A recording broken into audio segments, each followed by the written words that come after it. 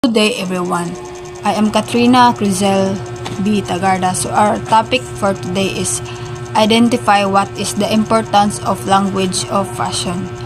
Fashion is not only about wearing clothes or following trends. It is also considered a language because it allows people to communicate without speaking through clothing, color, styles, fabrics, and accessories. People can express their personality, feelings, beliefs, culture, and even their social status. For example, wearing a school uniform shows that a person is a student, while formal clothes can show professionalism and respect. Traditional clothing can also express a person's culture and identity. The language of fashion is important because it helps people express themselves, create first impressions, build confidence, and communicate without using words. What is the language of fashion? The language of fashion is the use of clothing and appearance to communicate ideas, feelings, and identity. Just like spoken language, fashion sends messages to others through style, design, color, and grooming. Example: wearing a school uniform shows discipline and belongings. So if we wear school uniform, so it means mag-ato gyud tag eskwelahan. Sad. Wearing formal attire shows professionalism. Fashion helps people communicate even without speaking. Good morning, ma'am. Good morning, everyone. So we will discuss about the importance of the language of fashions. So, expresses personality and identity. Fashions allows individual to express how they are.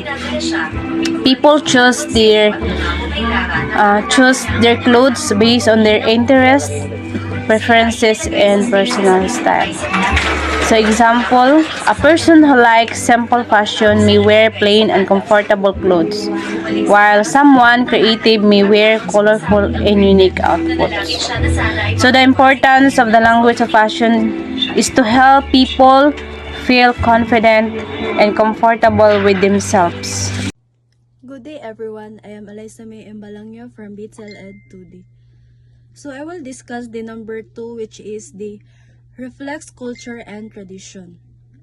Clothing can represent cultural identity and traditions. Different countries and communities have traditional attire that shows their histories and values. For example, traditional Filipino clothing such as the Barong Tagalog and Barot Saya reflects Filipino culture. So overall, fashion helps preserve and promote cultural heritage. Next is shows social roles and professions. Fashion helps show a person's job or role in society. For example, nurses wear uniforms so people can recognize them. Next is police officer. So police officer wear uniforms to show authority.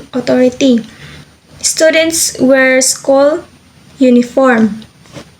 The importance is wearing proper clothes helps people look organized, respectful, and professional. Next is build self-confidence. So build self-confidence. Wearing clean, comfortable, and nice clothes can make a person feel good about themselves. So the importance of build self-confidence is people become more confident when they are happy and comfortable with what they wear.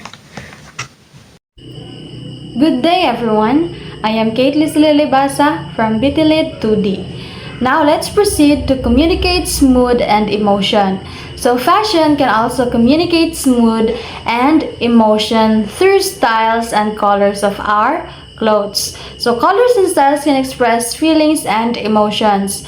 So through fashion daw is kaka-express ang atuang or pwede na to ma-express ang atuang feelings and emotions through colors and style sa atuang mga ginasuot na sanina. So example, bright colors may show happiness.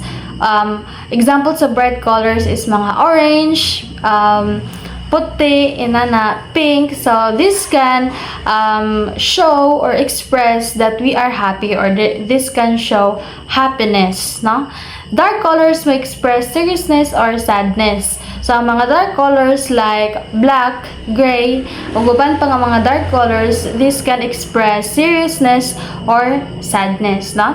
Importance, fashion becomes a non-verbal way of expressing emotion. So important, or this is one of the importance of fashion, no nga. Ang fashion gyud is pwede siya gamiton para maka-express ta non-verbal, or maka-express ta in a way of non-verbal sa tuang emotion, no? So dili lang ta maka-express sa tuang emotion or feelings through verbal action, pwede po ta maka-express ani through non-verbal tungod sa tuang fashion, or through our fashion, through the color and style sa tuang sanina nga ginasuot, no? Next is influences first impressions. So fashion also can influence the first impressions sa mga tao sa ato ano. People often judge others based on appearance and clothing. So kadalasa gina-judge jud sa uban or nato ang tao based sa iyahang appearance and clothing. Kay example, nakakita kag tao na nagsuot sa mga mahalon nga mga sanina. So ang imong yung first impression dana sa iya is dato siya, no? So gaka-influence dani ang mga first impressions ato sa tao. Example dani is kanang mag-apply ka sa trabaho, no? Or sa company, lagi mag-apply ka sa trabaho. So dapat naka-formal attire ka dana, naka-neat ka na clothes, dili hugaw, dili wala ka nag-crop-top wala inana. So formal attire ka sa imuhang pag-apply dana nga trabaho, kay para ang impression sa imuhang applyan is makita nila na seryoso ka, no? Okay. For example, kung wala ka nagtarong pag-attire, pag-apply nimo sa trabaho, naka-crop top ra ka, naka-shorts ra ka, naka-sanilas ra ka, nakakapagig ka.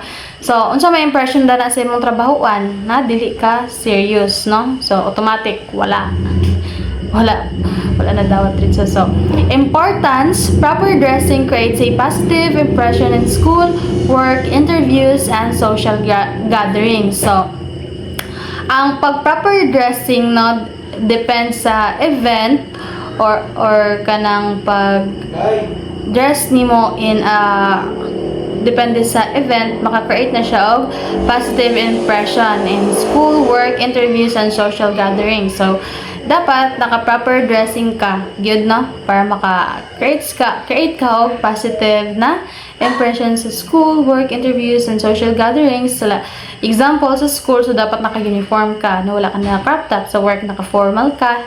Sa social gatherings, naka-formal yapon ka or naka-dress, inana, para maka-create ka og positive impression. So one of the importance of fashion of language is encourages creativity and innovation. So just like spoken language, the visual language of fashion constantly evolves.